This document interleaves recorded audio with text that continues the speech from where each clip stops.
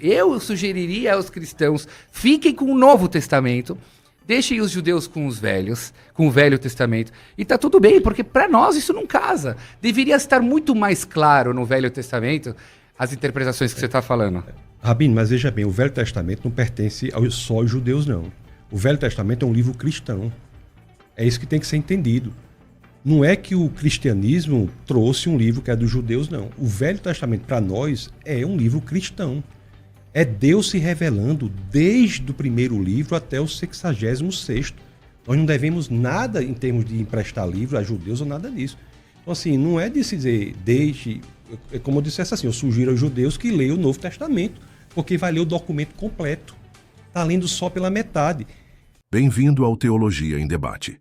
Aqui você acompanha os cortes mais impactantes das discussões teológicas no Brasil. Quer crescer no conhecimento da fé, entender mais sobre doutrina, Bíblia e tradição cristã? Então se inscreve agora, ativa o sininho e fica por dentro de tudo que rola por aqui. Vem com a gente para mais um corte revelador. É muito metafórico a maneira como você interpreta o Novo Testamento, né? Porque tem coisas que dá para dizer que, nas parábolas de Jesus, dá para dizer que são metáforas, mas tem coisas que ele falou assim, claramente. Por exemplo, ele fala para os seus discípulos que haverão daqui esses que verão a minha segunda vinda. Nenhum deles viu a segunda vinda dele. Você vai ter que de novo cair numa metáfora. Essas coisas, para mim, só mostram como ele não estava alinhado com os textos, com as profecias. Se ele é um profeta, ele é Deus, ele sabe tudo, e ele fala, haverão aqui dos meus discípulos que vão ver a minha vinda, cadê essa segunda vinda dele? Não viram, todos morreram. O que nós temos que estabelecer é o seguinte, o senhor trouxe várias objeções as quais foram respondidas, e a gente está pulando de objeção em objeção, em objeção, em objeção. O que eu estou lhe mostrando é que há no Novo Testamento uma completude perfeita do Antigo Testamento. O Antigo Testamento e o Novo Testamento são um só livro, um só Deus. Os 66 livros das Escrituras são todos os livros da graça, é o mesmo Deus. É este Deus que encarna, isso é cristianismo, o Deus que encarna na pessoa de Jesus Cristo. Então eu creio que uma metodologia proveitosa para o debate não seria ficar pulando de objeção, responde, objeção, responde. O que eu estou lhe mostrando é que o Novo Testamento, ele dá a teologia cristã, dá ao Antigo Testamento uma amplitude muito maior, muito mais bela, muito mais profunda. É isso que nós estamos vendo. Mas essas objeções que eu estou te trazendo é para te mostrar exatamente que o Novo Testamento está desalinhado com o Velho. Se você me diz que o Novo Testamento é profético, e se você concorda que as profecias dos profetas do Velho Testamento são profecias, o Zacarias então deveria dizer que no fim das eras todo mundo vai segurar na mão nas roupas de cristãos. Mas está escrito lá no texto que no fim dos tempos todos os povos vão segurar nas roupas dos judeus, porque vão ver que o Deus dos judeus é o Deus da humanidade. O Deus dos judeus não é Jesus. Deus dos judeus, para nós, é o Deus dos 10 mandamentos, que não tinha lá divisões. Então essas que você está chamando de objeções, na verdade eu estou me atentando ao tema. O Novo Testamento está desalinhado com o Velho Testamento. Você também concorda que o Velho Testamento são profecias eternas? E poderia muito bem estar escrito lá em Zacarias que o mundo inteiro vai se apegar à roupa de cristãos. Mas não está escrito, está roupas de judeus. Você conhece esse versículo? O Deus... Não, desculpe, o senhor quer completar? Só quer dizer que o Deus dos judeus é o Deus dos cristãos. Não é. Não é na sua interpretação. Mas o que o Novo Testamento diz, o que o texto do Novo Testamento diz é que é o Deus dos judeus que vem em carne entre nós. Agora, nunca houve para os judeus, segundo o nosso entendimento, uma promessa de salvação específica. Os judeus foram escolhidos como povo para apresentar Deus ao mundo. E se o senhor me pergunta, eu acredito que até hoje Deus sustenta Israel. Sim. Mas isso não tem a ver com salvação. O Deus de Israel, ele vem para cá, encarna para ser sacrifício em nosso lugar. Aliás, no Evangelho de Mateus, no capítulo 8, no verso 11, já que o senhor está falando como é que vai ser o futuro, diz que nós virão pessoas do Oriente e do Ocidente, do Norte e do Sul, e nós nos sentaremos à mesa. Sabe com quem? Abraão, Isaac e Jacó. Como é que não é o mesmo Deus? Se o Novo Testamento está dizendo isso, nós que entregamos a nossa vida ao Senhor Jesus, inclusive do Antigo Testamento, os patriarcas que colocaram sua fé no Messias que vinha no futuro, assim como aqueles que hoje colocam sua fé no Messias que veio no passado, sentarão à mesa. E é nesse momento de sentar à mesa que haverá o cumprimento da promessa de Êxodo 6:7. Que nós cristãos chamamos as bodas do Cordeiro. Então, é o mesmo Deus. Abraão, Isaac e Jacó o Deus de Abraão, Isaac e Jacó é o Deus que é revelado plenamente na pessoa de Jesus Cristo. Mirra. Eu me incomodo que o Novo Testamento use Abraão, Isaac e Jacó, porque, para mim, quando eu leio a história de Abraão, Isaac e Jacó, eu não vejo Jesus. Quando você me coloca Jesus nesses textos, a Trindade está aparecendo lá para Abraão depois que ele fez essa circuncisão. Deus apareceu lá na hora que foi vestir Adão e Eva, tudo tal. É muito driblado, é muito metafórico. Não tem em nenhum lugar Jesus. Fala, Bereshit é o Jesus. Não tem nada de Jesus no Bereshit, não tem nada de Jesus na hora de vestir Adão e Eva, não tem nada de Jesus naqueles 3 anjos. Isso é uma colagem do mundo da igreja para tentar casar os textos do Novo Testamento com o Velho Testamento. Eu sugeriria aos cristãos, fiquem com o Novo Testamento, deixem os judeus com os velhos, com o Velho Testamento, e tá tudo bem, porque para nós isso não casa. Deveria estar muito mais claro no Velho Testamento as interpretações que você está falando. Rabino, mas veja bem, o Velho Testamento não pertence só aos judeus, não. O Velho Testamento é um livro cristão. É isso que tem que ser entendido. Não é que o cristianismo trouxe um livro que é dos judeus, não. O Velho Testamento, para nós, é um livro cristão. É Deus se revelando desde o primeiro livro até o 66º. Nós não devemos nada em termos de emprestar livro a judeus ou nada disso. Então, assim, não é de se dizer, é como eu dissesse assim, eu sugiro aos judeus que leiam o Novo Testamento, porque vai ler o documento completo. Está lendo só pela metade. Então, entenda bem, o cristianismo não é algo que veio depois do judaísmo, no sentido de que Jesus estava antes da criação do mundo. E aqui eu peço a licença poética que o senhor vai me dar para usar o termo antes, quando nem o tempo existia, né? Porque sem tempo a gente não poderia usar antes, durante nem depois, não é verdade? Mas Jesus é o Logos. Não só é o Logos, como também é a Aletheia. A filosofia grega se debruçou sobre esses 2 termos durante séculos e séculos. O Logos, o fundamento, a razão de ser de todas as coisas, e a Aletheia, que tem na mitologia platônica a origem da palavra grega, que quer dizer a verdade primeira. Lá em João 14,6, diz Jesus, eu sou o caminho, a verdade e a vida. Esse verdade aí é a tradução para o português do grego Aletheia, vida zoe, caminho Rhodes, sou Rhodes, Aletheia e Zoe, fazendo referência direta à intelectualidade da época.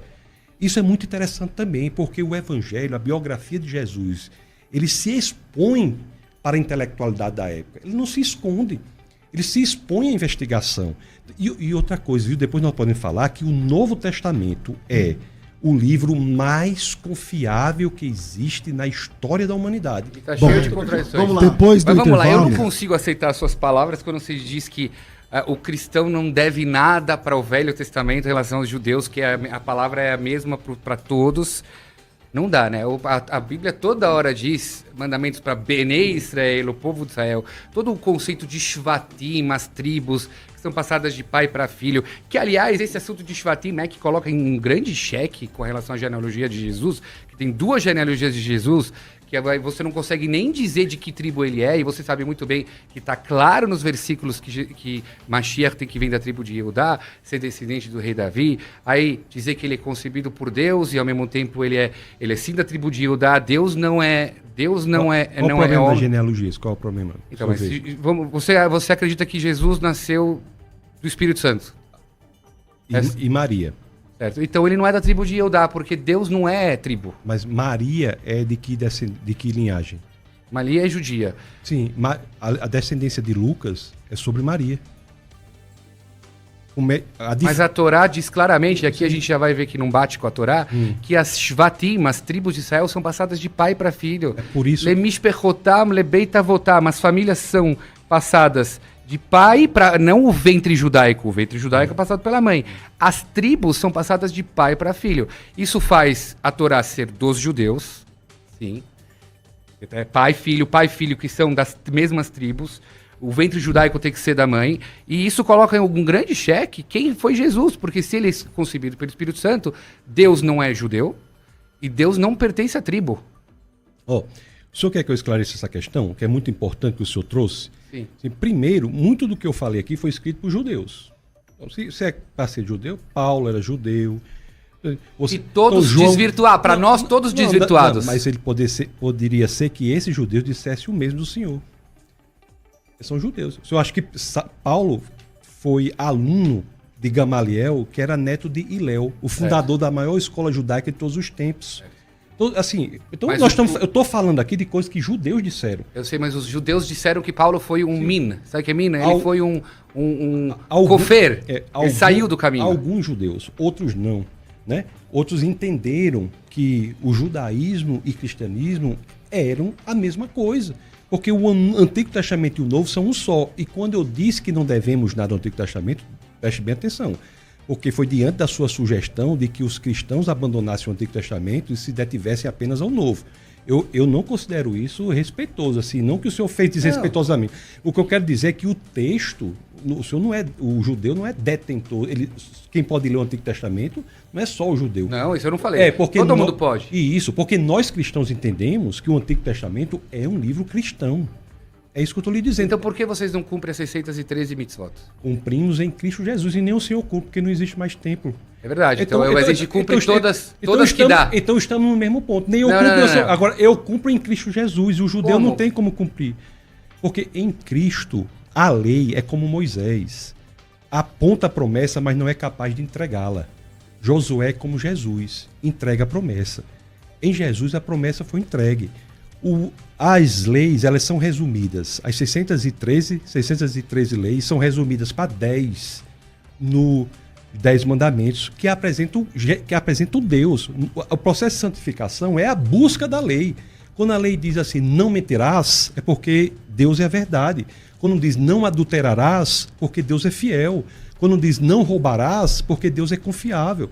Nós cumprimos. E Jesus, no Evangelho de Mateus, no capítulo 11, no verso 27, ele reduz ainda mais, quando questionado qual é o maior dos mandamentos. Ele diz, amar a Deus com toda a sua alma, seu coração e o seu entendimento. É errado. É errado da perspectiva do Antigo Testamento, mas o Deus encarnado tem autoridade para fazer isso. Então, dizer que Jesus não pode fazer, é colocar a consequência, a conclusão nas premissas. Não se pode dizer que Jesus não pode dizer isso, porque ele é o Deus encarnado. Okay. Então há um resumo. Porque o mesmo Deus que aparece para pelo menos 3 milhões de pessoas, é o que a gente pode dizer, é os 600 mil homens, se você considerar mulheres e idosos, é a contagem que está na Bíblia. Porque o mesmo Deus que aparece numa revelação absurda, onde o povo ouviu a voz de Deus, diretamente ouviu a voz de Deus, falando as leis, passando a Torá para Moisés, muda as regras do jogo numa jogada no escurinho. Não mudou as regras do jogo. Como mudou, não mudou? Senão você estaria cumprindo. Não, porque as leis nunca foram dadas como escadas para alguém se tornar povo de Deus. As leis foram dadas para um povo que já era o povo de Deus. A lei foi dada para um povo que havia atravessado o Mar Vermelho sem sequer molhar os pés, que havia sido miraculosamente alimentado no deserto. A lei não é para se tornar povo de Deus, mas é para cumprir, porque se é de Deus. Isso aqui está para nós hoje. Nós buscamos a lei como um processo de santificação, mas ela é inservível para a salvação. A salvação se dá em Cristo Jesus. Então a lei não é desimportante, não está revogada, e nem Jesus disse isso. Jesus diz, eu vim para cumprir, não para revogar a lei. E a lei para nós não revogou. Quando ele vem e fala assim, não é importante o que coloca na boca, mas sim o que sai da boca. Pode ser muito bonita a frase, temos que tomar cuidado com o que a gente fala, mas dizer que não é importante o que a gente coloca na boca, Moisés falou que é sim importante o que a gente coloca na boca, que tem certos alimentos que não pode, certos animais que não pode. Então, para mim, isso é sim revogar a lei. Você rasgou a lei de Moisés. Jesus, ele coloca a lei num nível muito mais difícil de se cumprir, na realidade, em vez de revogar. No Sermão da Montanha, Jesus diz assim, não é adulterar, é pensar em adulterar. Ele vai para o epicentro, o centro da lei, o ponto mais profundo da lei, e busca o coração. Na realidade, cumprir a lei em Jesus é muito mais difícil. Porque não é adulterar. Para o judeu pode pensar em adulterar 1000 vezes, não é pecado. Verdade. Mas se ele adulterar, porque o judeu é muito mais uma ortopraxia. A prática é muito importante. E para o cristão também, mas não como causa de salvação. Então, Jesus, em vez de revogar a lei, colocou a lei num nível muito mais difícil de cumprimento. Porque ele disse assim, olhe, não é adulterar apenas, é pensar em adulterar. Coloca a lei no coração, ele vai para o centro da lei. Mas aí não é humano. Aí não é humano. Quando Deus fala, vamos lá. Não é humano como assim? Eu vou te explicar. Fazendo uma analogia a isso que você falou, pensar em adulterar, porque humanos pensam em adulterar. Somos humanos, vamos lá. Todo mundo tem tentações. Tal, né? O próprio Deus no Velho Testamento também falou, amarás ao próximo como a ti mesmo. Todos os nossos sábios da Torá oral dizem que é impossível amar o próximo como a ti mesmo. E se eu amasse o próximo como a mim mesmo, quando eu compro um iPhone para mim, eu compro para você também. Eu amo você como a mim. Ninguém ama o próximo como a si mesmo. Veio o Rabi Akiva, século I, e disse, quando a Torá disse, ame ao próximo como a si mesmo, a Torá está dizendo o seguinte, não faça para o próximo o que você não gostaria que fizesse para você. Aliás, Jesus também falou isso, mas eu me incomodo que Jesus não trouxe, não o Rabi Akiva viveu o século I, mas não trouxe sábios anteriores, como Hillel, que já tinha falado isso, que aliás eu me incomodo muito no Novo Testamento, que Jesus não respeita a hierarquia. Poxa, todas as frases bonitas que ele falou já está em Provérbios do Rei Salomão, Hillel falou, Hillel veio antes que ele e tudo tal, mas tudo bem, isso é em parênteses. O que eu quero dizer? Isso que você falou agora de relação a não adulterar com o pensamento não é humano. Então, quando ele falou isso, ele rasgou a Bíblia. Não é humano, por isso nós precisamos de um Salvador. Por isso nós precisamos de um Salvador. Como também, mesmo que ele não trouxesse para esse nível profundo do coração da lei, mesmo mantendo o entendimento da lei como os judeus a mantêm, também não é possível de cumprimento. Claro que é. Ah, é? Assim, quando você estuda a Torá oral... Como é que nós vamos cumprir a lei se nem templo tem, Rabino? Ora, mas os nossos sábios explicam que todo o tempo que não tem os sacrifícios, realmente, eu não estou pecando por nada que eu não estou fazendo sacrifício. Quando o templo voltar, eu vou voltar a fazer essas leis. São os sábios, mas não está na lei. Isso é uma interpretação metafórica, muito, como o senhor está dizendo, muito superficial. Não é metafórica. Também na própria diz no Velho Testamento, fala, quando vocês chegarem à tua terra e vocês conquistarem a terra, ou seja, tem leis que estão bem claras ao momento de conquistar a terra. Quando vocês tiverem a casa, então não tem. Tem leis lá que quando eu tenho terra, então eu tiro a terumá, o dízimo para o Cohen. Eu não tenho terra, eu não tiro a terumá. Eu não tenho condição de tirar a terumá, eu não tiro a terumá. Essas são várias dessas leis que pessoas acabam não fazendo. Mas a lei do Shabat, eu posso fazer. Como vem o Jesus e fala, eu sou o senhor do Shabat. Para ele falar isso, ele teria que trazer os sábios da Torá oral que condicionam... Ele teria de ser Deus para dizer isso, ou lunático. As duas coisas. Então, eu perdoo os seus pecados. Se é para fazer esse milagre aí, é isso o problema? Tá. Aí eu te perguntei por que o mesmo Deus que apareceu para 3 milhões de pessoas não apareceu nessa segunda vez para todo o povo de Israel. Falar, vem cá, eu estou fazendo um recall e estou revogando a lei porque mudou. Ele não revogou a lei. Mas revogou. Não, Jesus diz o contrário disso. Eu não sei onde é que o senhor está lendo isso. Vamos porque lá. Jesus diz o contrário. Pela Torá pode divorciar? Jesus diz, eu não vim revogar, eu vim cumprir a lei. Mas, eu não vim abolir a lei. Pela Torá pode divorciar? Claro. Pode. E Jesus falou, não, é um homem, é um casamento. Não, Jesus não disse que não pode. Ele não falou a palavra não pode, mas ele questionou um assunto que claramente é básico na Torá, que um homem que não está satisfeito com a sua mulher, ele dá para ele um sefer tudo, que é um gueto, é um divórcio. Antes do cristianismo, era barbárie. Era o quê? Era barbárie. Jesus eleva a condição da humanidade em várias áreas. Em várias áreas. As universidades foram criadas em sua maioria como escolas cristãs. Não é? O senhor sabe, Harvard, Princeton, Yale, Cambridge, Oxford foram criadas como escolas cristãs. O lema original da Universidade de Harvard é verdade para Cristo e a igreja. O casamento como instituição vem da visão judaico-cristã. Então, fora disso é barbárie. Então não tem, pelo contrário, ele eleva a condição moral da humanidade.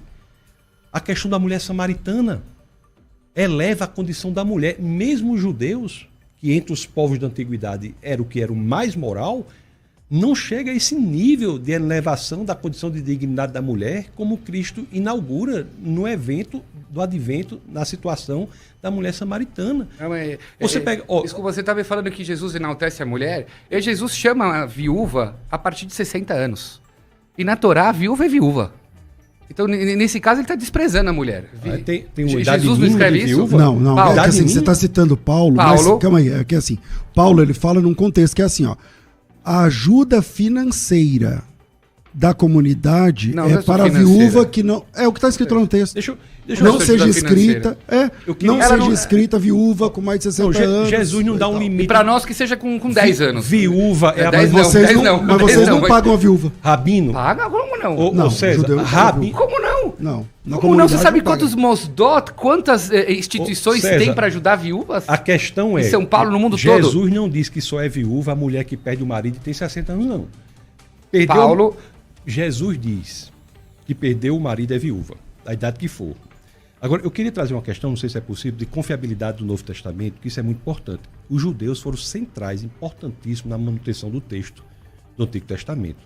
Isso aí é uma coisa... A gente já vai encerrar. Belíssima, tá perto, mas só queria dizer uma coisa, se o senhor me permite. O Novo Testamento é o livro mais confiado da Antiguidade. Se nós abrirmos em Lucas, no capítulo 3, no verso 1, nós vamos ver várias alusões ali, que era o sacerdote, o rei, não sei quem, que dá o ano 29 depois de Cristo.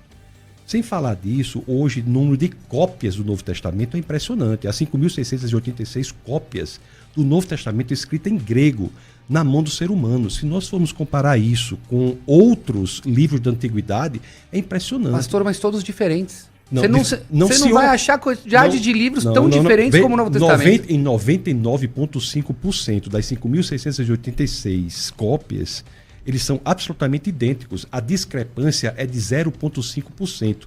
Desse 0,5% de discrepância, nenhuma parte toca em um ponto central do cristianismo e 80% do 0,5% de discrepância diz respeito unicamente a questões de ortografia.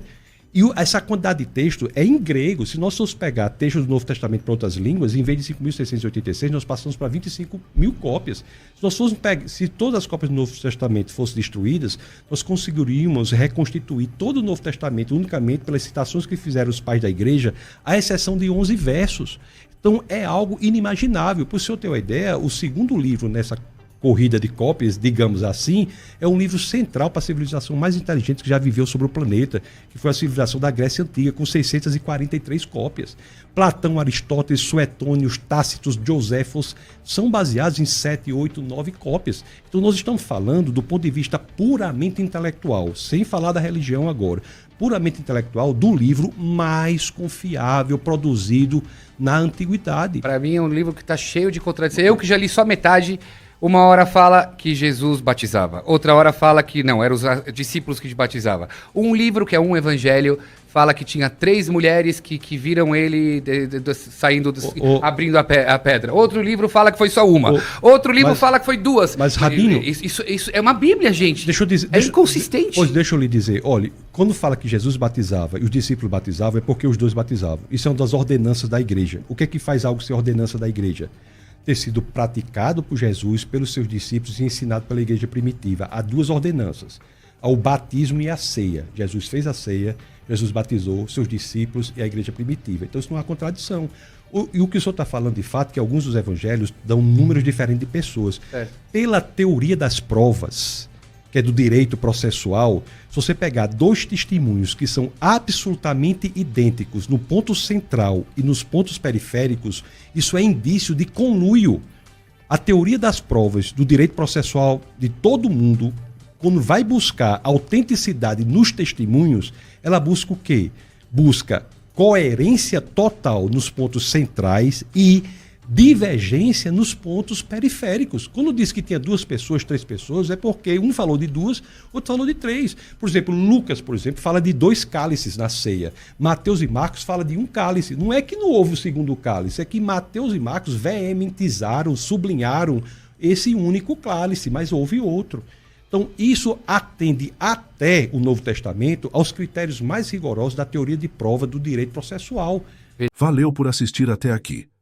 Se esse corte te abençoou ou fez pensar, compartilha com alguém que também vai curtir o conteúdo. Não esquece de deixar o like, se inscrever no canal, ativar o sininho para não perder os próximos vídeos. A gente se vê no próximo corte. Deus abençoe.